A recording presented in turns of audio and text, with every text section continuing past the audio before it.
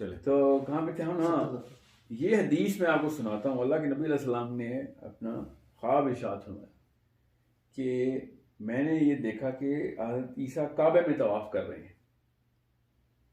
ठीक है, एक हाथ के एक बंदे के जिस्म कंधों पे है और दूसरा हाथ दूसरे के कंधों पे है, और दो बंदों ने हज़रत ईसा को कैरी करके तवाफ करवा रहे हैं, और उनके बाल गीले हैं और पानी टपक रहा है। और फिर अल्लाह के नबी इस्लाम शाह फरमाते हैं कि मैंने फिर देखा कि उनके पीछे पीछे दज्जाल भी बिल्कुल उसी तरीके से तवाफ कर रहा है। गौर से सुनिए इस बात को, ये मैं आपको किसी वजह से ख्वाब सुना रहा हूँ अल्लाह के नबी इस्लाम का। यह मैं हम पूरी उम्मत को, आखिरी दिन तक के बच्चे को, आखिरी दिन के बच्चे को ये बताया गया कि हज़रत ईसा की एक एक चीज कॉपी करेगा। समझ रहे? वरना तो कोई ये कहे कि काबे में तो एंटर कैसे हो गया दज्जाल? समझे? हरमैन में तो एंटर नहीं हो सकता दज्जाल, तो ना मदीने में ना मक्के में, तो काबे में तवाफ कैसे कर? ये ख्वाब क्या बताने की कोशिश हो रही है यहाँ पे कि जब दज्जाल ने आना है तो हज़रत ईसा की एग्जैक्ट फोटोकॉपी बनानी है। जो हज़रत ईसा ने शक्ल मुबारक उनकी, जो उनका हुलिया मुबारक, जो उनकी सुन्नत है, जो उनका बोलने का तरीका है, जिस तरीके से उन्होंने बात करनी है, मतलब तरीके का मतलब है जिस दावत का उन्होंने जो इनकाद किया था उस वक्त, यह भी वही करेगा आके। इसलिए सूरह कहफ पहली 10 सूरतें ईसवी इस फसाद की का तोड़ में आई कि क्यों अल्लाह का बेटा बनाने की कोशिश कर रहे हो। मगर हज़रत ईसा का चूंकि कॉन्सेप्ट इस अल्लाह का बेटा के तौर पर मशहूर है, तो दज्जाल ने आके पहले वो जो 3 अरब ईसाई हैं उनको पकड़ने के लिए ईसा अगर आगे, ये अगर समझ लें कल हज़रत ईसा असल में आ रहे थे, जो भी है, चाहे दज्जाल है चाहे असली हज़रत ईसा है, और आके और ये बता दें कि भैया नहीं ईसा अल्लाह का बेटा नहीं, तो कौन सी ईसाई ने मानना है? वेट कर रहे हैं वो ईसाई का, हज़रत ईसा का ईसाई। और अगर ईसाई हज़रत ईसा को कह लेंगे आज आ गया हमारा ईसा, और वो आगे कहे कि नहीं मैं तो वदानियत के लिए आया, तो लोगों ने कहना तो तू फ्रॉड है, तू तो असली फ्रॉड है, तू तो मुसलमानों टाइप का आदमी है, यहूदी टाइप का आदमी है। इसलिए बेहद जरूरी है कि आप समझें इस बात को कि सूरह काफ की पहली 10 आयतें बहुत क्लियरली बता रही हैं, इतनी क्लियरली, इतना मतलब मैं बहुत का लफ्ज़ बहुत कम है कि उसने नबूवत का दावा करना ही करना है। ठीक है, मगर हदीस बड़ी क्लियर है कि your lord is not one eyed, तुम्हारे रब की एक आंख नहीं है। इसका ये मतलब नहीं कि अल्लाह की 2 आंखें, इसका मतलब है कि वो वाला आदमी जो एक आंख वाला होगा और वो कहेगा मैं तुम्हारा रब हूं, तो वो दज्जाल ही हो सकता है, तुम्हारा रब एक आंख वाला नहीं है। अब इसका मतलब क्या है कि वो एक वक्त में रब के होने का दावा भी करेगा। समझ रहे? सो पहले नबूवत का दावा करेगा, फिर अपनी रबवियत झाड़ेगा यहाँ पे दुनिया में आके। वो कैसे? क्योंकि फिर अल्लाह के नबी अस्सलाम ने शाबित हुआ है कि वो जन्नत हाथ में उठा के फिरेगा, दोज़ख हाथ में उठा के फिरेगा। जो उसकी जन्नत है वो तुम्हारी असल में दोज़ख है, और जो उसकी दोज़ख है वही असली जन्नत है। तो फिर और बड़ी निशानियां हैं दज्जाल की दौर के लिए, मुसलमान उम्मत के लिए। मैं इसलिए मोटी मोटी इसलिए बता रहा हूँ ताकि लोगों का दिमाग इस वक्त उस तरफ सोचने में मजबूर हो जाए कि इस तरीके से नहीं देखना आपने इस्लाम को, कुरान को, सूरह कहफ को, और ना ही इस तरीके से देखना है दज्जाल को जिस तरीके से ये हमें दिखाया जा रहा है।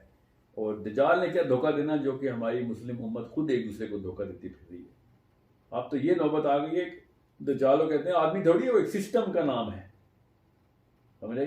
हालांकि इस पे तो क्लियर हदीस है कि वो एक जी बिल्कुल आदमी है, दज्जाल आदमी है। उसकी आंख का, उसकी चलने फिरने का, उसको देख के अल्लाह के नबी सल्लल्लाहु अलैहि वसल्लम ने ख्वाब में इरशाद फरमा दिया कि ये जो मैंने आपको भी सुनाया है ये सिस्टम है या आदमी है। फिर उसने जो क्लेम करने हैं, फिर उसके बाद जो हुकूमत करनी है, फिर ईसा ने उसका कत्ल करना है ये, और भाग के कहाँ जाएगा? वो सिस्टम भाग के लुत में छुपता है, लुत में आदमी जाके छुपेगा।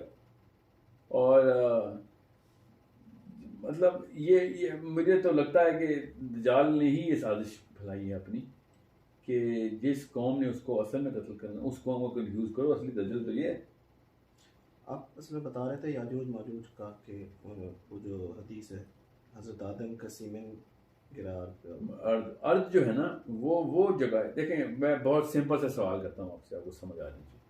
हज़रत आदम मट्टी से बने थे, पक्की बात है, हमें यही बताया गया और हमारी वाली दुनिया वाली मिट्टी से बना दिया हमको। तो मैंने तो सुना था कि अल्लाह ताला ने कहा है कि मैंने दुनिया में फिर उतारा उसको, जब उसको खिलाफत देनी थी। किधर से उतारा था? जन्नत से। तो जन्नत में भी मिट्टी है कोई, समझ है ना? उसका मतलब है अर्द हर जगह पे अर्द ही है। जन्नत की अर्द भी अर्द ही कहलाती है और जमीन की अर्द भी अर्द ही कहलाती है। जमीन इटसेल्फ जो है वो दुनिया कहलाती है अल्लाह के यहाँ। ये समझ लें कि अल्लाह ताला ने उतारा था। तो कैसे उतारा था अल्लाह ताला ने? फरिश्तों के ऊपर बैठ के आए थे आदम, पोर्टल्स के थ्रू आया था। इसके अलावा तो दूसरा चांस पता क्या है कि किसी माँ के यहाँ पैदा हुए हों। तो आदम तो किसी माँ के यहाँ नहीं पैदा हुए ना, अपनी जवानी में आए ना, वो कैसे आए हैं नीचे? हज़रत आदम तो बने ही जवान थे ना होते। हाँ, तो नीचे कैसे आए हैं? पोर्टल के थ्रू आए। इसके अलावा कोई ऑप्शन है?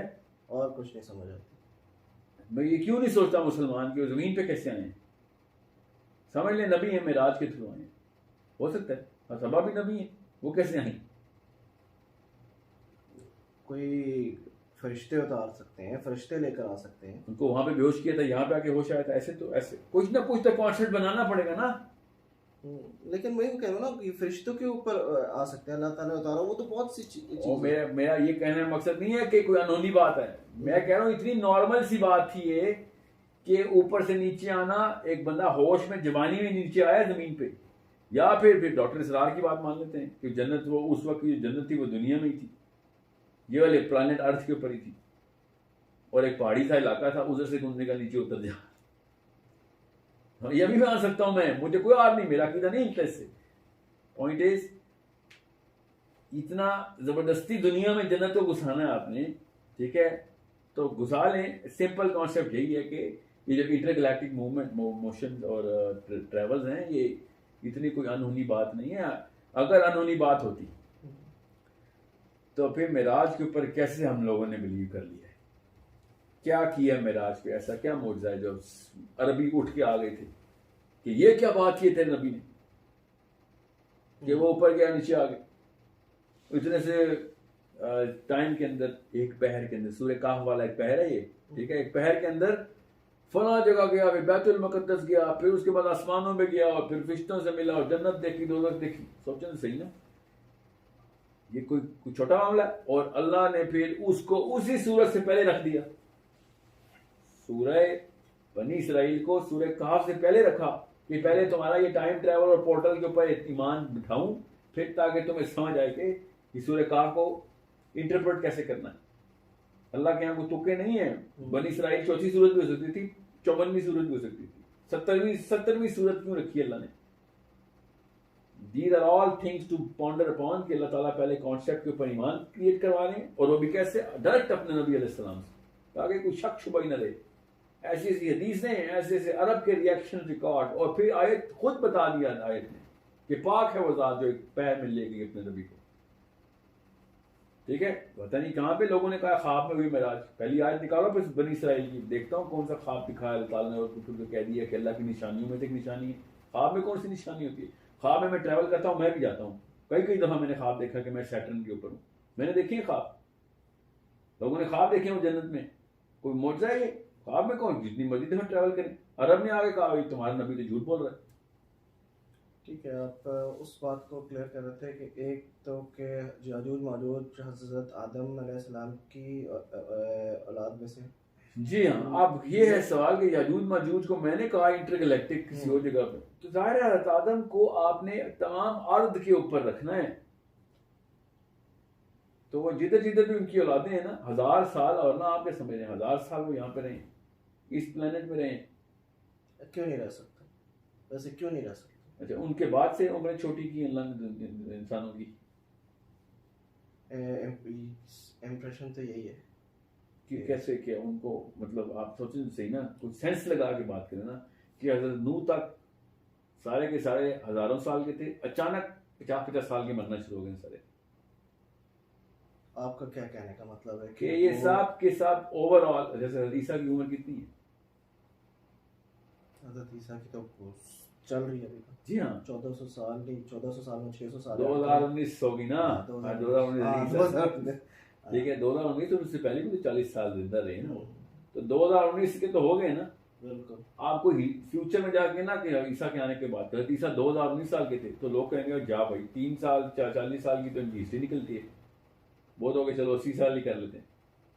उनको कैसे समझाएं कि ईसा 2060 साल दुनिया में रहे हैं, वो कौन सी दुनिया में रहे हैं, तो अर्थ पे तो रहे हैं, ये इस वाले प्लेनेट अर्थ में नहीं रहे, समझ रहे। तो इसी तरीके से आदम भी अलग अलग जगहों के ऊपर 1000 साल। इसका मतलब ये है, आपका कहने का मतलब ये है याजूज माजूज इस दुनिया में नहीं थे, वो कहीं और थे, और जुल्करनैन किसी और मखलूक के पास गया था और वो वहाँ पे तंग करते थे। जी बिल्कुल, ये तो अल्लाह ताला ने डायरेक्ट आयत में इसी तरीके से बताया। मैं आपको अब समझाता हूँ उससे। अब आ गए हम जुल्करनैन तक। जुल्करनैन ने जब पहला सफ़र किया तो वहाँ पे लोगों ने क्या कहा कि हमें सूरज से कोई पनाह दो, हमारे पास सूरज की हमारे साथ प्रोटेक्शन कोई नहीं।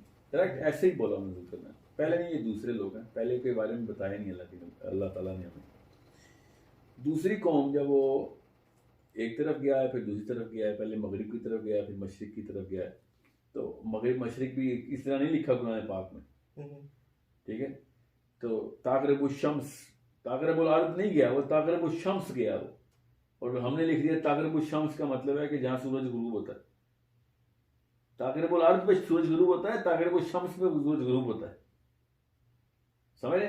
बहरहाल पॉइंट इज, जब वो गया है जुल्करनैन, तो लोगों ने कहा कि हमें सूरज से प्रोटेक्शन नहीं मिलती।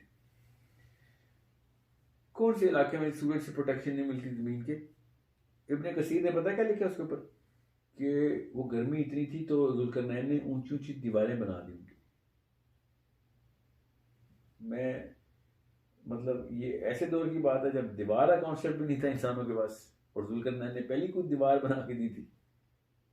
देखें, ये बेसिक्स हैं जो आपको क्लियर करनी पड़ेगी कि सूरज से प्रोटेक्शन नहीं है हमें।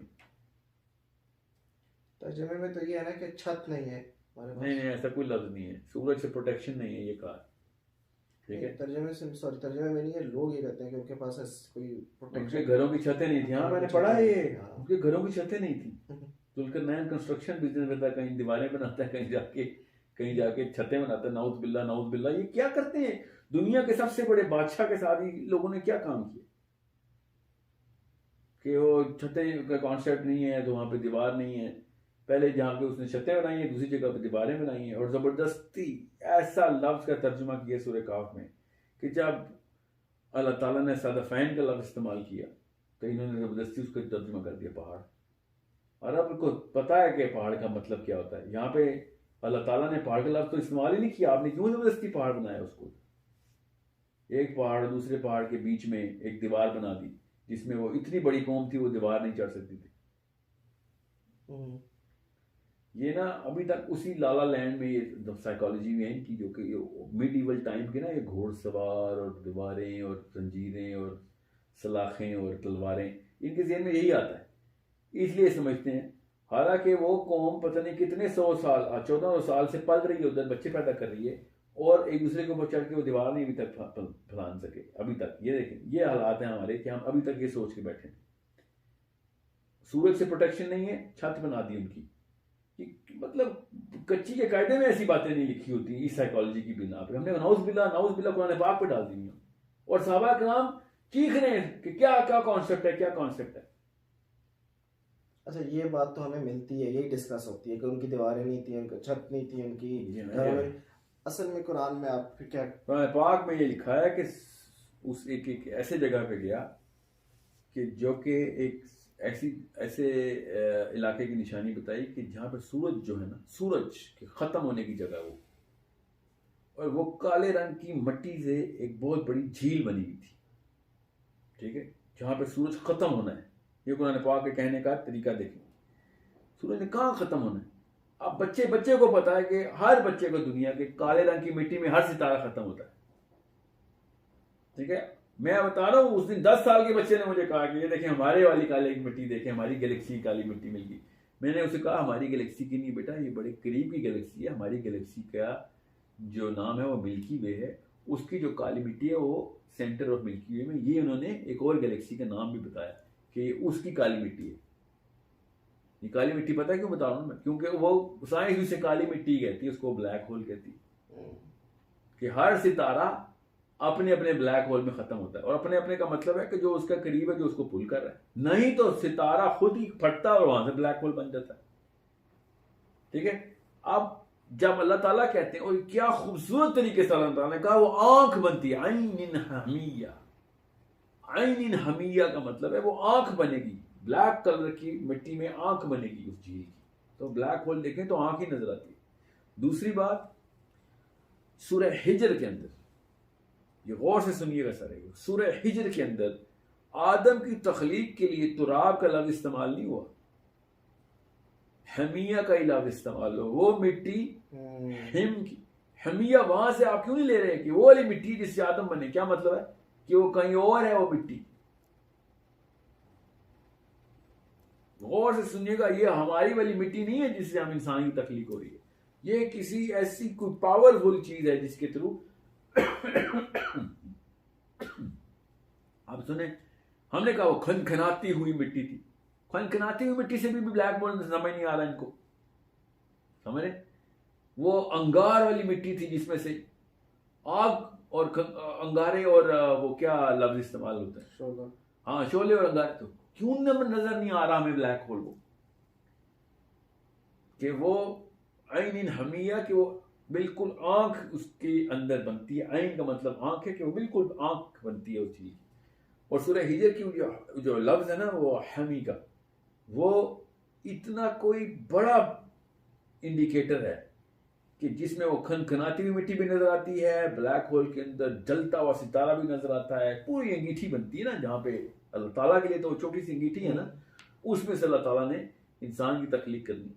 हमारी मिट्टी को पता नहीं कौन से चूल्हे पे पकवाते हैं हम लोग, कि जमीन से मिट्टी ली है और वो खाक से बना है।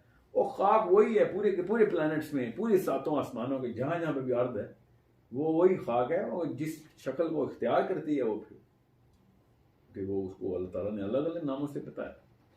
सो बहुत इत्मीनान से बड़े स्पेक्ट्रम लेके पूरी रोशनी अंदर आने दें। और अभी तो सिर्फ साइंस आई है, साइंस की औकात ही क्या है, आगे पता नहीं क्या क्या उलूम खुलने हैं जिससे कुरान पाक की वो चाबी नजर आनी। मगर तब तक गैब के ऊपर ईमान खत्म हो चुका होगा हमारा, क्योंकि फिर तो हम साइंस की बिना पे ईमान ला रहे हैं। मैं सहाबा कराम देखें बगैर साइंस की बातें करते थे, हम साइंस समेत भी ये बातें मानने के लिए तैयार नहीं। क्यों? बीच में दो मौलवी आ गए बस। कौन मौलवी? एक वो जिसने मुझे पढ़ाया, एक वो जो मेरे अब्बा को जिसने पढ़ाया था। बस इन्होंने मिलके मुझे बताया कि नहीं बस हम जो कह रहे हैं वो है अल्लाह ताला और उसके रसूल सल्लल्लाहु अलैहि वसल्लम का फहम। नाऊज़ु बिल्लाह। अच्छा, तो आपने ये बताया कि एक साइड पे छतों वाली जो बात है कि वो भी एक पोर्टल पे गया, दूसरी तरफ दूसरी कौम ने तो कहा कि देखें, पहली कौम तो वो थी जिसके बारे में अल्लाह ने बताया नहीं, उनको बस हुक्म था कि फिर जुल्करनैन ने कहा कि जो ट्रांसग्रेस करेगा उस पर अजाब है, जो अल्लाह के हुक्म पर चलेगा हम उसको किसी उसको क्या डरने की जरूरत है, उसको कोई बस वो सिंपल टेस्ट लिया गया। अल्लाह ताला ने जुल्करनैन का टेस्ट लिया था वहाँ पर। फिर वो दूसरी जगह गया, उन लोगों ने कहा कि हमें सूरज से प्रोटेक्शन दे दो। फिर उन्होंने कहा कि जुल्करनैन को कहा कि तीसरी जगह पे कि हम आप यहाँ पे हमें याजूज माजूज ने तंग कर रखा है। और वो भी अल्लाह ताला ने कहा मिन दूनिहिमा, कि उनके बियॉन्ड चला गया, वो बियॉन्ड उनके बीच में नहीं है, उसको पार करके आगे की तरफ कहीं गया और वहां पे उसने बैरियर देखा है। उस बैरियर के उधर से बैरियर का मतलब है कोई पोर्टल है, वहां से याजूज माजूज आ रहे थे। इन्होंने कहा है मुझे लोकल उलमा ने कि वो एक पहाड़ है, पहाड़ के पीछे से याजूज माजूज आते हैं। मतलब K2 से बड़ा पहाड़ है कोई इस वक्त, माउंट एवरेस्ट से ऊंचे पहाड़ है, उसके पीछे से एक कौम आती हो और मैं दीवार बनाऊं कोई, तो वो किसी और जगह से नहीं आ जाएगी। ये दीवार पूरे के पूरे अर्थ के ऊपर हो ना, तब मैं समझ सकता हूँ कि एक कौम को उस तरफ डाल दी, एक कौम को इस तरफ। ये ऐसी कौन सी कौम है याजूज माजूज की कि जो दो पहाड़ों के बीच में एक दीवार है और उसके बाद वो पहाड़ों के लेफ्ट राइट से नहीं आ सकते। समझ लें K2 से भी कुछ 2 गुना बड़ी पहाड़ी थी, अल्लाह ताला ने जमीन में दबो दी है। वो समझ ली वो कितनी बड़ी पहाड़ी थी कि जिसके दाएं या बाएं की तरफ से वो कौम घूम के नहीं आ सकती थी। वो रसूलुल्लाह सल्लल्लाहु अलैहि वसल्लम की एक हदीस भी है ना कि वो जो लेड डाल के जिस तरीके से बंद किया था तो उसमें एक सुराख हो गया। जी जी, वो लेड देखें, जो कॉपर और आयरन अल्लाह ताला ने बताया है। लेड नहीं, कॉपर है और iron. Lead is PB, lead is PB, copper is totally different metal and iron is ferrous, totally different metal. तो फेरस और कॉपर की मिला के ना कोटिंग करवाई अल्लाह ताला ने जुल्करनैन से। तो उस नीचे क्या कराया, नीचे हीट दी उसको, आग लगवाई। तो इसका मतलब क्या है कि कॉपर की पहले, आयरन की पहले बेस बनी, फिर कॉपर की फिलिंग उसके ऊपर हुई है, फिर आयरन की बेस बनी है, फिर कॉपर की फिलिंग हुई है। ऐसे करके एक कोई इलेक्ट्रोमैग्नेट बन रहा है जिसको हीट एनर्जी दी जा रही है। अब वो साइंस के थ्रू समझ आती है किसी को कि नहीं, मगर ये जुल्करनैन को जो भी टेक्निक आती थी उससे ये तो पता चल रहा था कि हमें अब पता चल रहा है कि इलेक्ट्रोमैग्नेट ऐसे बनता है। हमें आप पता है कॉपर आयरन की, ठीक है। हम तो तारे बनाते हैं ना, उसको कॉइल बना के उसको बिजली दे देते हैं, या बिजली देते हैं तो मैग्नेटिक फील्ड क्रिएट हो जाती है। तो उसने किस तरीके से भी मैग्नेटिक फील्ड बनाई है, वो है वो दीवार। वो दीवार है उस डायमेंशन को, उस सोर्स को बैलेंस करने। इसका मतलब है कि ये पोर्टल जो है ना, ये चार्ज्ड पार्टिकल्स के डोर वेज हैं। ये समझ आ रही है यहाँ तक, जितनी साइंस ने तरक्की की उसके लिहाज से ये चार्ज के थ्रू, पॉजिटिव नेगेटिव के थ्रू ये डोर्स ओपन होते हैं। अब वो पॉजिटिव नेगेटिव किस चीज़ के गेट क्रिएट करना है, कहाँ पे करना है, ये थोड़ी सी लंबी बहस है, क्योंकि ये थ्योरी ही है जो मैं बता रहा हूँ। उसके ऊपर इतनी लंबी बहस क्या करनी है कि ज़मीन की कौन कौन सी जगहों के ऊपर जोन्स बनी हुई हैं। बेसिकली आप ये कह रहे हैं, जो मैं समझा, कि पोर्टल्स के थ्रू आते थे याजूज माजूज उस कौम के पास और उन्हें तंग करते थे, और फिर जुल्करनैन ने उस पोर्टल के आगे बैरियर डाल दिया और वो इस तरीके से पोर्टल को बंद कर दिया और फिर बैरियर, हाँ, यानी बंद कर दिया। इसका मतलब है कि कुछ खास जगह जहाँ पे पोर्टल खुलती हैं। और फिर रसूलुल्लाह सल्लल्लाहु अलैहि वसल्लम की भी वो जो हदीस है जिसमें उन्होंने कहा है कि आज उस बैरियर में एक सुराख हो गया, इसका मतलब है कि वो जो बंद किया उस पोर्टल के रास्ते के ऊपर। नहीं, देखें, दो जगहों पे दरवाजे बंद किए जुल्करनैन ने। सदाफैन का जो लफ्ज है ना, उसका कॉन्सेप्ट समझने की कोशिश करें। सदाफैन सीपी को कहते हैं, सीपी के दो दरवाजे होते हैं। याजूज माजूज ने उस कौम को तंग करने नहीं आना क़यामत वाले दिन, हमें तंग करने आना, याद रखिएगा। अब सूरह अंबिया की उस आयत की बात कर रहे हैं कि वो हर तरफ से आएंगे, नहीं ऊंची जगहों से आएंगे। वो भी उस आयत की बात नहीं कर रहा हूँ मैं। अच्छा। मैं आपको अटल हकीकत बता रहा हूँ। अल्लाह के नबी सल्लल्लाहु अलैहि वसल्लम ने याजूज माजूज किधर आएंगे? हमारे पास आएंगे ना। वो तिब्रिस की लेक पी जाएंगे आके, वो जमीन हमारे प्लेनेट की है। जुल्करनैन ने पहले ऊपर जाके बंद किया पोर्टल उस प्लेनेट की, ओके, और फिर नीचे आके जमीन की भी पोर्टल बंद की। वो दीवार जो है वो बहुत क्लियर है कि वो सदफैन के बीच में उसने पोर्टल किया है। सदफैन का जो कॉन्सेप्ट है ना, सदफैन को ना जरा आप तफसील से पढ़े इस लफ्ज को। अल्लाह ताला ने बोला ना सदफैन, इसका मतलब है दो एंड्स हैं। सदफैन दो एंड्स की बात होगी। एक है सदफ, दो सदफैन, ठीक है। तो सदफैन का मतलब है कि एक डोर उधर से बंद किया और एक डोर हमारे वाला बंद कर दिया ना आगे। अब जब दरवाजा टूटेगा तो वो जमीन में आएंगे ना, हमारे प्लेनेट पे आएंगे, सॉरी अर्थ पे नहीं आएंगे, आज दुनिया में आएंगे। तो आज दुनिया का जो दरवाजा जहां से जुल्करनैन ने एंट्री की थी वो उसने बंद कर दी। समझ रहे आप? ये जो पोर्टल वहां से टूटी है ना, वो जो भी डोरवे उसने जिस तरीके से मेटेलिक चार्ज क्रिएट किया है, उस मेटल का जो सारा का सारा मैकेनिज्म है जो कि इलेक्ट्रोमैग्नेट बना रहा है, जो भी कर रहा है, मैं आपको खाली एक एंगल बता रहा हूँ। मैंने कहा ना, साइंस के थ्रू अभी तक इलेक्ट्रोमैग्नेटिक की एक सेंस समझ आती है। क्या पता कौन से और इनसे कौन सी चीज क्रिएट होती है। ये तो पक्की बात है, इंटरडिमेंशनल है, इसमें तो कोई इंटरगैलेक्टिक है। अब वो जिस चीज में भी वो मेटल पावर दे रहा है, बेस बन रही है फेरस और कॉपर की, उसके अंदर सुराख हो गया है, समझ रहे? और उसके अंदर सुराख होने का मतलब ये है कि अब जो भी अगर मैग्नेटिक चार्ज है तो मैग्नेटिक चार्ज की पावर कम होगी। Now they can actually there a step closer. जुल्करनैन अपनी इस दुनिया से ट्रैवल करके एक और जगह पे गए पोर्टल के थ्रू, जहाँ पे वो कौम थी जिसने शिकायत की कि याजूज माजूज आते थे, जो एक और पोर्टल से ट्रैवल करके आते थे उस जगह पे। ऐसा ही है, यहाँ तो ठीक है। लेकिन अच्छा, लेकिन इस प्लेनेट सेलेस्टी से प्लेनेट एक्स है, चलो प्लेनेट एक्स, लेकिन इसका प्लेनेट मतलब एक्स वालों ने कहा है कि कहीं और से वो हमारे प्लेनेट एक्स पे आते हैं, तो इसका मतलब है 3 प्लेनेट तो हो गए ना, 3 प्लेनेट हो गए ना। तो इसका मतलब है कि वो जो सदफैन है कि वो याजूज माजूज के एक ओपनिंग है और दूसरी उस प्लेनेट पे जहाँ पे वो कौम है उनको बंद किया है। तो फिर दुनिया का उस तरह से लिंक किधर बंद? सदफैन बताता हूँ, सुने बैरियर जो है ना, जुल्करनैन एक बैरियर के थ्रू एंटर हुआ। हमने उन आयतों के तर्जुमे हमने सामने रखे हुए, इसलिए आप वो बीच में इकट्ठा मिक्स कर रहे हैं। जुल्करनैन एक बैरियर के थ्रू एंटर हुआ उधर, उस बैरियर की उस दूसरी तरफ से कौम आ रही है, ठीक है, जिसको उन्होंने कहा है कि जादू माजूज आ रही है।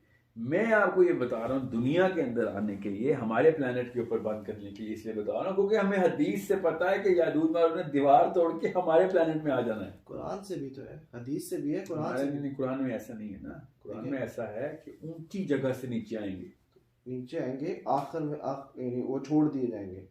हाँ, याजूज व माजूज, और अल्लाह ताला ने कहा है मैं खोलूंगा ना, फुत्तिहात, इफ्ताह कहते हैं, खुल जा, खोल दे इसको।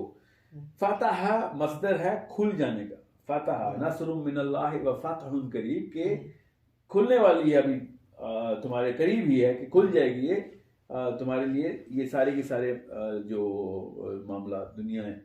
तो point what I am trying to say is कि अल्लाह ताला ने जब कहा ना कि मैं इजाफुत, जब मैं खोल दूंगा जादू माजूज को, तो वो ऊपर से नीचे आएंगे। तो ऊपर से नीचे ही आता ना कोई प्लेनेट। जब मैं चांद पे जाता हूँ तो चांद हमारे लिए ऊपर है ना, मगर चांद पे खड़े होने वाले को ऐसा लगता है कि जमीन ऊपर है और ऊपर से नीचे आ रहा हूं मैं। और अब चांद से हम नीचे आते हैं जमीन पे, तो हमें ऐसा लगता है कि ऊपर से वो नीचे आ रहा है। समझ रहे? जमीन और आसमान को इस तरह कॉन्सेप्ट में समझें। सो मैं इसलिए सदफैन कॉन्सेप्ट पे आ रहा हूं कि ध्यान में रखिएगा, उसको हम तो एक दरवाजा बंद कर दिए, हमारे लिए भी दरवाजा बंद किया गया है ना। जुल्करनैन ने हमारी सेफ्टी के लिए भी वो दरवाजा बंद किया है, क्योंकि जैसे ही वो पोर्टल टूटनी है तो ये, क्योंकि चार्ज है ना, एक तरफ से चार्ज खत्म करेंगे दूसरी तरफ भी तो चार्ज खत्म हो जाएगा। सो दे विल एंटर हियर। मेरे कहने का बेसिक मकसद ये है, क्योंकि इसका दज्जाल से कनेक्शन है, कि जब दज्जाल ने कोई भी पोर्टल खोलनी है, जिधर हुआ उसका याजूज का दूसरे ताल्लुक नहीं है, मगर चूंकि उसने कुछ चार्ज क्रिएट करना है मैग्नेटिक या तोड़ना है, तो जो जमीन का जुल्करनैन ने चार्ज बैलेंस किया है वो भी खत्म हो जाएगा ना। तो जैसे ही दज्जाल ने आना है, कुछ अरसे में दज्जाल ने जब मरना है, ठीक है, तो साथ ही याजूज माजूज ने आ जाना है। गौर से समझिए इस बात को कि उस दौर में ये सारे रास्ते जो है ना, एक्सेसिबिलिटी बंद हुई होगी, खुल जाएगी सबकी जो भी बंद हुई है, ठीक है। और ये जुल्करनैन is the last of the person जिसके बाद ये पोर्टल्स जो थी, उसने, मेरा ख्याल ये, मेरी राय है कि उसने सारी पोर्टल्स बंद कर दी। हाँ, क्योंकि वो किसी एक बैलेंस के अंदर, फिजिक्स के कॉन्सेप्ट्स हैं सारे। तो जैसे ही एक पोर्टल खुलनी है तो सारी खुल जानी है जितनी भी हैं। इसलिए अल्लाह ताला ने कहा ना कि क़यामत वाले दिन ये आसमान दरवाजे होगा। तो दरवाजे क्या होगा? पोर्टल सब खुली हुई होंगी, जहां से रास्ता, जिधर से जो मखलूक ने आ रहा होगा। और आखिरी निशानी क्या है क़यामत की? दाब्बतुल अर्द। अब चूंकि अर्द को हम दुनिया की वो मट्टी समझ बैठे हैं, हालांकि अर्द वही है जो कि हर प्लेनेट की है। तो दाब्बतुल अर्द का मतलब ये नहीं है कि जमीन से जानवर निकलेगा, हमारी दुनिया की प्लेनेट से नहीं निकलेगा वो। दाब्बतुल अर्द का मतलब है पोर्टल खुली होगी और किसी और प्लेनेट का जानवर दुनिया में आ जाएगा। ये बड़ी आपने वैलिड बात की है, क्योंकि उस दौरान या आखिरी निशानी है क़यामत की, याजूज माजूज के बाद की है। सोचें तो सही, याजूज माजूज को कौन उठाने आएगा? उनकी जिस्मों को परिंदे ऐसे जो कि इस मखलूक को अपनी चोंचों में उठा के फेंकेंगे। आज इस वक्त दुनिया में कोई परिंदा है जो सालम आदमियों को उठा के समंदर में फेंकता है? समझे? वो ये सारी मखलूकात ओपन रहनी है उस वक्त। और दाब्बतुल अर्द का मतलब ये है कि अचानक जमीन पे, जैसे साले की ऊँटनी नहीं, अचानक पत्थर फाड़ के आ गई थी। वो पत्थर फटा थोड़ी था, पोर्टल खुली थी। मूसा ने असा मारा था तो समंदर फटा थोड़ी था, पोर्टल खुली थी ना। समंदर तो नहीं फटते, बम थोड़ी है जो फट जाएगा। तो समंदर में रास्ता बन गया था एकदम, एक इधर। समझ गए बात? अब हमें लगता है ऐसे कि और समंदर ऐसे कट गया था। दीज आर ऑल पोर्टल जो अंबिया को, इसीलिए तो इसे सिद्दीक नबी एंड मूसा, जिन नबियों ने पोर्टल खोली हैं और इंटरगैलेक्टिक ट्रैवल किया, उनको अल्लाह ने सिद्दीक नबी कहा है। जिन्होंने वो निशानियां देख ली आगे, तो बिल्कुल सच्चे हैं कि ऐन आंख से देख के आगे बता रहे हैं तुम्हें। जिस नबी को अल्लाह ने इंटरगैलेक्टिकल निशानियां दिखाई आसमानों में सारी, उसको अल्लाह ताला ने सूरह मरियम में कहा है कि सिद्दीक नबी है। और सोचें तो सही, बनी इसराइल के बाद सूरह काफ आती है, सूरह काफ के बाद सूरह मरियम आ जाती है, और इन तीनों का ग्रुप बना के अल्लाह के नबी अलैहि सलाम ने शाद फरमाया कि ये तीनों अजीम तरीन सूरतें हैं। उम्मुल मोमिनीन से कहा, ये तीनों को इकट्ठी करके बताया। क्यों? क्योंकि ये वो सूरतें जो आपस में एक दूसरे के कॉन्सेप्ट्स को स्ट्रेंथन करती हैं और ईमान बनाती हैं कि असली मौके के ऊपर कैसे लड़ाइयाँ करनी हैं इन लोगों से, इन मखलूकों से। अब हम तीसरी स्टोरी पे आते हैं, हज़रत खिज़र की। हज़रत खिज़र की स्टोरी में